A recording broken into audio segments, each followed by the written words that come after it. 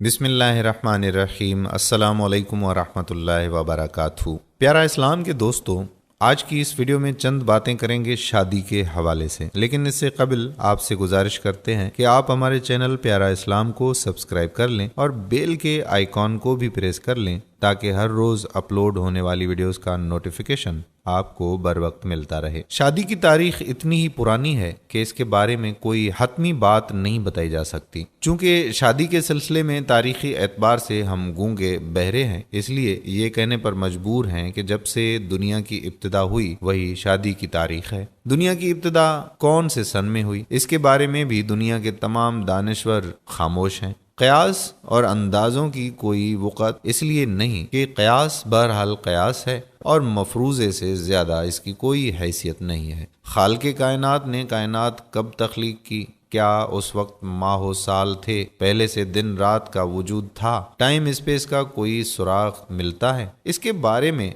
हम कुछ नहीं कह सकते।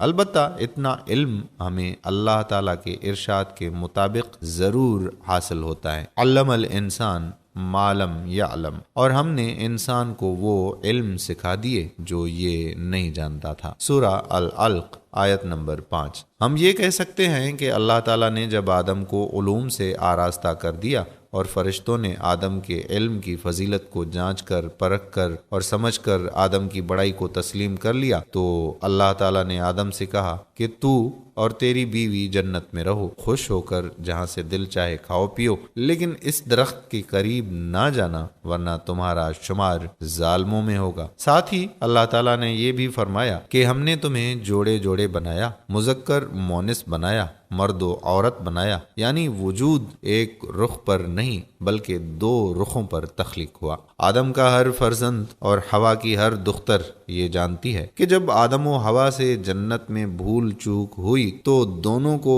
असफल साफलीन में फेंक दिया गया और जमीन पर ही दोनों से आदम व हवा की नस्ल शुरू हुई। देखते ही देखते नस्ल इंसानी ने जमीन के हर खित्ते पर सुकून इख्तियार कर ली। जमाने के तगय्युर व तबद्दुल और सर्दो गर्म हालात बर्दाश्त करते करते आदम व हवा की नस्ल ने इर्तिकाई मनाजिल तय की और बज़अम खुद वो अपने आप को तरक्की याफ्ता या तरक्की पजीर कौम कहते रही। शऊरी इर्तिका क्या है, अगर है तो किस तरह अमल पजीर हुआ, और क्या वाक़तन जिस चीज़ को नूए इंसानी इर्तिका समझती है इसकी कोई हैसियत है या ये कोई तनज़्ज़ुल की तरक्की याफ्ता शक्ल है। इसके बारे में भी मुफक्किरीन की मुख्तलिफ आरा हैं और ये सारी बातें 99% क़यास पर मबनी हैं। हम इतना ज़रूर जानते हैं कि आदम व हवा की शादी के बाद, जिसको हम दो वजूहात का मेलाप कहते हैं, नस्ल इंसानी की इब्तिदा हुई। आदम अलैहिस्सलाम जब ज़मीन पर तशरीफ़ लाए और हवा उनकी रफ़ीक कार बनी तो दरअसल दो वजूद का बंधन अमल में आया। दो वजूद से मुराद दो शऊर, दो फहम, दो अक्लें और सोच विचार की दो कदरें हैं। यानी जब आदम व हवा के दो वजूद आपस में मिले, यानी जान जान से गले मिली, जान जान में प्यूस्त हुई, या आदम हवा में और हवा आदम में जज़ब हो गए, तो नतीजे में तीसरा वजूद आलम दुनिया में दाखिल हुआ। इसी बात को इस तरह कहा जाएगा कि आदम व हवा के दो शऊर जब आपस में बाहम दिगर जज़ब हो गए तो तीसरा शऊर आदम की औलाद की शक्ल में ज़मीन पर वारिद हुआ। आदम की औलाद ने मुज़क्कर और मुअन्निस के रूप में जब इस अमल को दोहराया तो नतीजे में 6 शऊर से मुरक्कब एक और आदमजाद वजूद में आ गया और इस तरह शऊर दर शऊर मल्टीप्लाई होकर लाखों करोड़ों शऊर की दस्तावेज बन गया। दुनवी तर्जों में आप जब भी दो चीज़ों को एक दूसरे में जज़ब करेंगे तो लाजमन तीसरी चीज़ तख्लीक हो जाएगी, और जब इस तीसरी चीज़ में मज़ीद कोई एक चीज़ या ज़्यादा अशिया मिला देंगे या यकजा कर देंगे, नई तख्लीक आंखों के सामने आ जाएगी। ये सिलसिला अज़ल से जारी है और ताअबद जारी रहेगा। ये कानून इंसानों पर ही नाफिज नहीं होता बल्कि इसमें हैवानात, नबातात, जमादात, हशरातुल अर्ज़ सब शामिल हैं। अल्लाह ताला इतने आला व अरफा बेहतरीन बेमिसाल खालिक हैं कि उन्होंने तख्लीक का एक ऐसा फार्मूला बना दिया है कि हर शय दूसरी शय की तख्लीक में हिस्सेदार है, हर शय दूसरी शय की मुआविन व मददगार है, ہر شے دوسری شے کی خدمت گزاری پر مجبور ہے۔ ہر شے جب فنا ہوتی ہے تو فنائیت کے نیچے بقا نظر آتی ہے، اور جب ہم بقا کو ڈھونڈتے ہیں تو اس کی تہوں میں فنا جھانکتی ہوئی دکھائی دیتی ہے۔ یعنی تخلیقی مراحل میں جتنی اہمیت بقا کو حاصل ہے، نشو و نما کی بھی ہے، اور اتنی ہی اہمیت فنا کو بھی حاصل ہے۔ ایک چھوٹا سا جرثومہ رحم مادر میں خود کو نیست کر کے ایک تخلیق کی داغ بیل ڈال دیتا ہے، خود نظروں سے معدوم ہو جاتا ہے، اور ماں کے پیٹ میں ایک خوبصورت تصویر جنم لے لیتی ہے۔ اللہ تعالیٰ فرماتے ہیں کہ وہ جو ماں کے پیٹ میں طرح طرح کی تصویریں بناتا ہے۔ سورہ آل عمران آیت نمبر 6۔ زمین پر آنے والا ہر فرد ایک طرف گھٹتا ہے، دوسری طرف بڑھتا ہے۔ اگر ایک طرف بڑھتا ہے تو دوسری طرف گھٹتا ہے۔ ایک رخ میں نشو و نما پاتا ہے تو دوسرے رخ میں پہلا مرحلہ عدم میں چلا جاتا ہے۔ لفظ شادی کے معنی خوشی کے ہیں، یعنی ایسا عمل جس کے پس پردہ خوشیوں کا ہجوم ہو۔ شادی ایک ایسا باغ ہے جس میں طرح طرح کے نت نئے رنگ رنگ شگوفے پھوٹتے ہیں، کھلتے ہیں، اور رنگ و نور کی دنیا آباد ہوتی ہے۔ شادی کا مطلب ہے جان سے جان کا ملنا، شادی کا مطلب ہے جان میں جان پڑنا، شادی کا مطلب ہے دو وجود کا آپس میں یگانگت کے ساتھ زندگی گزارنے کے لیے ایک راستے کا انتخاب کرنا، شادی کا مطلب ہے احسن الخالقین اللہ تعالیٰ کی تخلیق میں ذیلی تحقیقات کو عمل میں لانا۔ شادی کے بارے میں لوگ مختلف باتیں کرتے ہیں۔ زیادہ تر شادی سے پہلے شادی کو خوشنما، خوش رنگ، خوشحالی اور خوش بخت زندگی کی ابتدا کہا جاتا ہے۔ کچھ لوگ شادی کو ایک مصیبت بھری کہانی کا کردار بناتے ہیں۔ شادی سے پہلے محب محبوب سے کہتا ہے کہ میں تیرے لیے آسمان سے ستارے توڑ لاؤں گا، اور شادی کے بعد محبوب کہتا ہے کہ اگر میں آسمان پر پہنچ جاؤں تو تجھے وہاں چھوڑ آؤں گا۔ غیر جانبدارانہ زاویے سے تفکر کیا جائے تو شادی دراصل اللہ تعالیٰ کی ذیلی تخلیق میں اللہ تعالیٰ کی قدرت کے ساتھ تعاون کا نام ہے۔ ماں کی ممتا، باپ کی شفقت، اس کا تذکرہ عام ہے۔ ماں کی ممتا کو سب جانتے ہیں، باپ کی شفقت سے سب آگاہ ہیں۔ ممتا اور شفقت نہ ہو تو بچے کی پرورش ہی ایک معمہ بن جائے۔ مخلوق میں جتنے بھی افراد ہیں ان سب میں اگر فضیلت ہے تو وہ پیغمبروں کو حاصل ہے۔ پیغمبر اللہ تعالیٰ کے دوست ہیں، نوع انسانی کو اچھائی اور برائی کا درس دینے والے ہیں، شعوری اور لاشعوری اعتبار سے انسانوں کی تربیت کرنے والے ہیں۔ یہ سب قدسی حضرات بھی ماں باپ کے بیٹے ہیں۔ اس عمل سے ماں باپ کی فضیلت ثابت ہوتی ہے، یعنی شادی ماں باپ کی فضیلت کا سب سے بڑا ذریعہ ہے۔ اس لیے خالق کائنات نے سسٹم ہی ایسا بنایا ہے کہ خالق کے علاوہ ہر مخلوق والدین کے التفات کی محتاج ہے۔ ہر آدمی کو اللہ تعالیٰ نے یہ صلاحیت عطا کی ہے کہ وہ کچھ نہ کچھ سوچتا ہے، سوچ منفی ہو یا مثبت، بہرحال وہ سوچتا ہے۔ بیٹھے بیٹھے ایک دن مجھے بھی خیال آیا کہ لفظ شادی کا مطلب ہے خوش ہونا یا خوشی کا ماحول میسر آنا۔ میں نے شادی کے ابتدائی مرحلے سے سوچنا شروع کیا۔ بچہ جوان ہوا تو ماں کے دل میں خوشی کی ایک لہر دوڑی کہ بیٹے کی شادی کرنا ہے، دوسری ماں کے دل میں خوشی کی لہر اٹھی کہ بیٹی کی شادی کرنی ہے۔ یہ خوشی نمبر 1 ہوئی۔ اب آگے خوشیوں کی گنتی کرتے جائیے۔ شادی کے خیال سے جس قدر خوشی ہوتی ہے وہ سب مائیں، باپ، بہن اور بھائی اچھی طرح جانتے ہیں۔ منگنی کی رسومات کا مرحلہ پیش آیا، سارا خاندان ہی خوشی میں سرمست ہو گیا۔ منگنی کے بعد نکاح کی تاریخ مقرر ہوئی، فرحاں اور شاداں سارا خاندان جمع ہو گیا۔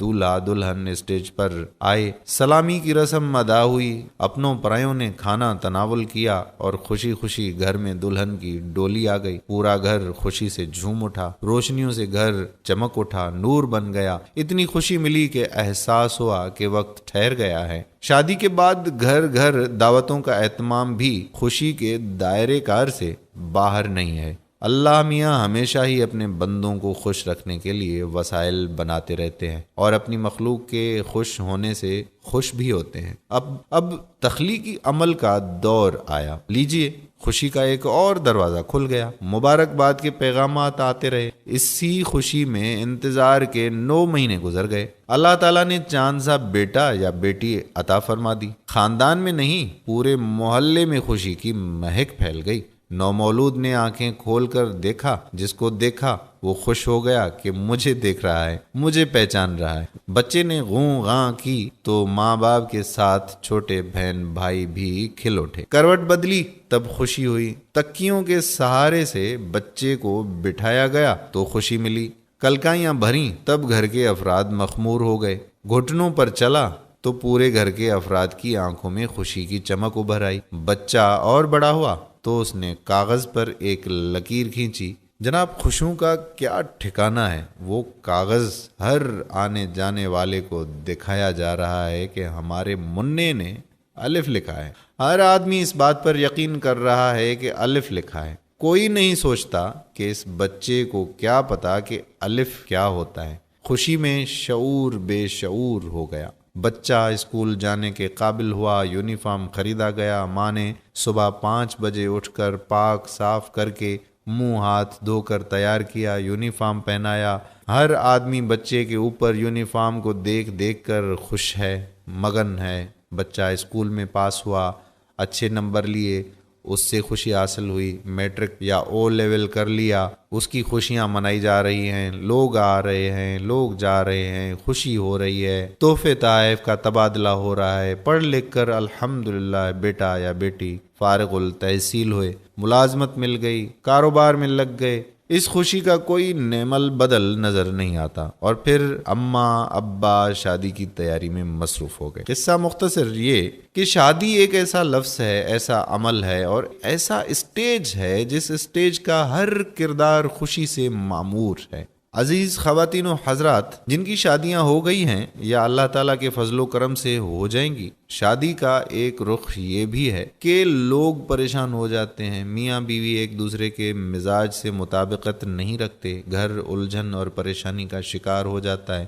اس کی وجہ یہ ہے کہ شادیوں کے بعد دونوں وجود ایک دوسرے کے وجود سے ہم آہنگ نہیں ہونا چاہتے، دونوں وجود ایک دوسرے کے وجود کے قدر و منزلت سے واقفیت حاصل نہیں کرنا چاہتے، دونوں وجود کے درمیان حفظ مراتب نہیں ہوتا، دونوں وجود اقتدار کے خواہش مند ہوتے ہیں، اور جب اقتدار کی خواہش پوری نہیں ہوتی تو اختلافات کا ایسا سیلاب آ جاتا ہے کہ جس پر بند باندھنا آسان کام نہیں ہوتا۔ اللہ تعالیٰ کا ارشاد ہوا کہ اے آدم، تو اور تیری بیوی جنت میں رہو اور جہاں سے دل چاہے خوش ہو کر کھاؤ پیو۔ سورہ البقرہ آیت نمبر 35۔ اس کا مفہوم یہ ہوا کہ میاں بیوی جب تک اللہ تعالیٰ کے عطا کردہ وسائل کو باہم دیگر شیر و شکر ایک دوسرے کے ساتھ اللہ کا شکر ادا کرتے ہوئے استعمال کریں گے، وہ خوش رہیں گے۔ اور جب میاں بیوی میں سے کوئی ایک یا دونوں خوشی کو اہمیت دینے کے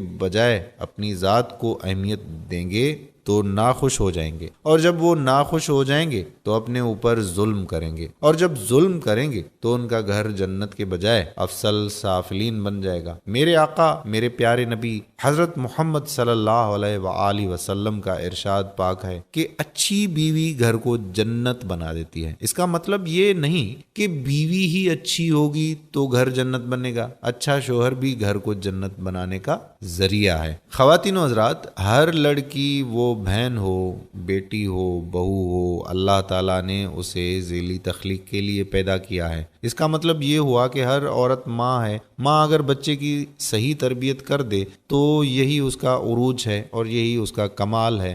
بیوی اگر ماں کی خصوصیت کو سامنے رکھ کر شوہر کی تربیت کرے تو شوہر بیوی کے ہاتھ سے کبھی نہیں نکل سکتا، اس لیے کہ شوہر بھی کسی ماں یعنی عورت کا بیٹا ہے نا۔ میاں بیوی آپس میں ذہنی ہم آہنگی کو برقرار رکھیں تو اولاد صالح ہوتی ہے، ماں باپ کی خدمت گزار ہوتی ہے، خاندان اور معاشرے میں نیک نام ہوتی ہے، اور یہ نیکی بہرحال ماں باپ کے نام سے منسوب کی جاتی ہے۔ ذہنی ہم آہنگی کا بہترین عمل یہ ہے کہ میاں بیوی دونوں ایک دوسرے کے جذبات کا احترام کریں۔ اللہ تعالیٰ نے میاں بیوی کو ایک دوسرے کا لباس بنایا ہے۔ عورت مرد دونوں میں سے جب کوئی اپنے لباس کو نوچتا ہے تو لازماً جسم بھی مجروح ہوتا ہے، اس لیے دونوں میاں بیوی کو چاہیے کہ ایک دوسرے کے ساتھ احترام اور محبت کے دامن کو پکڑتے ہوئے رہیں۔ انشاءاللہ کبھی تفکر نہیں ہوگا۔ تو دوستو امید کرتا ہوں کہ ہماری یہ آج کی ویڈیو آپ کو ضرور پسند آئی ہوگی اور اپنے دوستوں احباب کے ساتھ بھی شیئر کریں گے۔ اگر آپ نے ابھی تک ہمارا چینل پیارا اسلام سبسکرائب نہیں کیا تو پیارا اسلام کو سبسکرائب کر لیں اور بیل کے آئیکن کو بھی پریس کر لیں تاکہ ہر روز اپلوڈ ہونے والی ویڈیوز کا نوٹیفیکیشن آپ کو بر وقت ملتا رہے۔ آنے والی ویڈیو تک قادر کلوڑوں کو اجازت دیجیے۔ اللہ حافظ۔